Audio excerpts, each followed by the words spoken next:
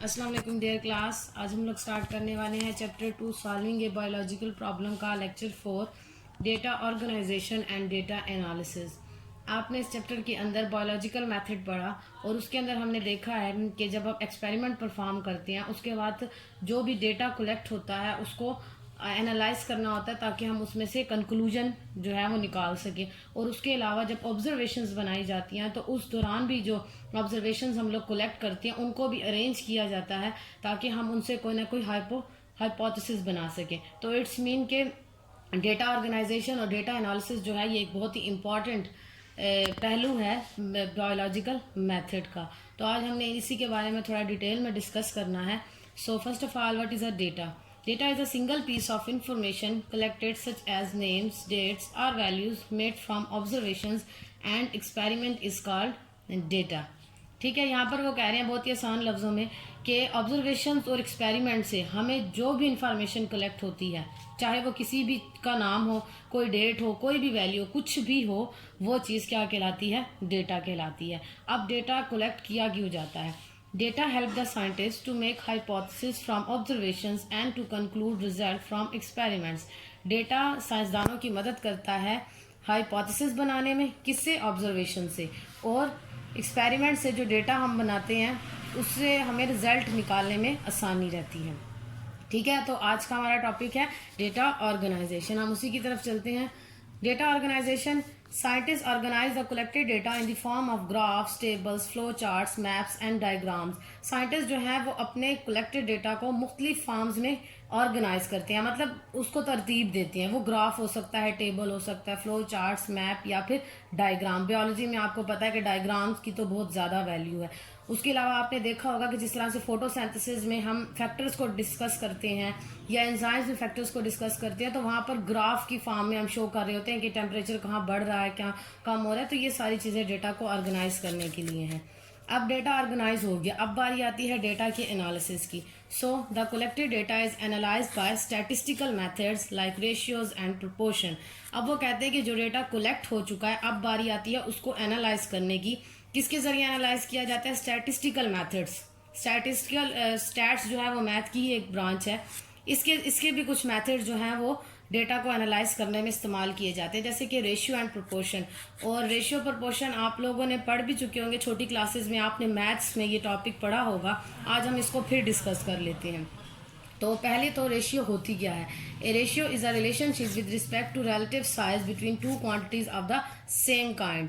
दो एक जैसी क्वांटिटीज के दरमियान का जो रिलेशनशिप है उसको हम रेशियो कहते हैं। इसको हम ए रेशियो बी से रिप्रेजेंट करते हैं। फॉर एग्जांपल, अगर डेली लाइफ से मैं आपको एग्जांपल दूं, मैं कहती हूँ कि एक बास्केट के अंदर 8 ऑरेंजेस हैं और 6 बनानाज हैं, तो उसकी रेशियो क्या होगी? तो हम कहेंगे कि इसके अंदर जो है वो 8:6 बनेगी।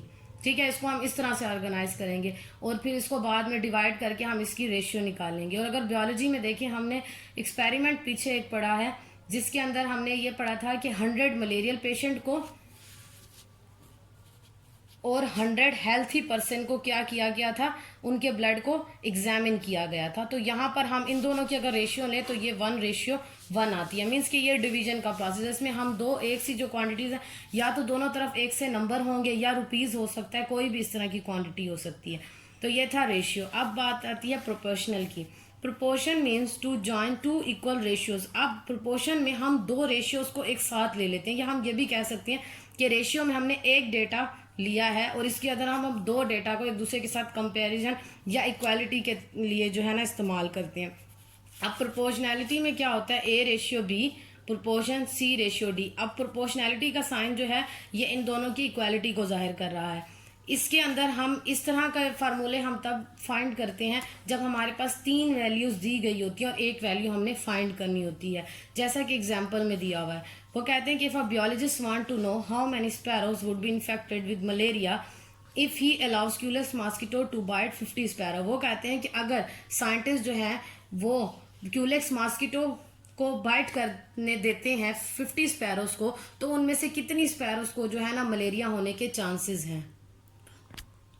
While previously in one of his findings, he already noticed that 6 out of 10 sparrows get malaria if bitten by Culex mosquito। जबकि अपनी पिछली फाइंडिंग में या पिछले एक्सपेरिमेंट में वो ये चीज़ देख चुका है कि जब 10 स्पैरो पर उसने एक्सपेरिमेंट किया था तो उसमें से 6 स्पैरो जो थी वो क्या हुई थी, मलेरिया से इन्फेक्टेड हुई थी। तो अब हमारे पास यहाँ पर 3 वैल्यू दी गई हैं, ठीक है। तो यहाँ पर हम प्रोपोर्शनल रूल को अप्लाई करेंगे, A ratio B proportion C ratio D। Proportionality को मैंने आपको बताया कि इक्वालिटी को भी शो करता है। तो यहाँ पर हमने वैल्यूज पुट कर दी हैं।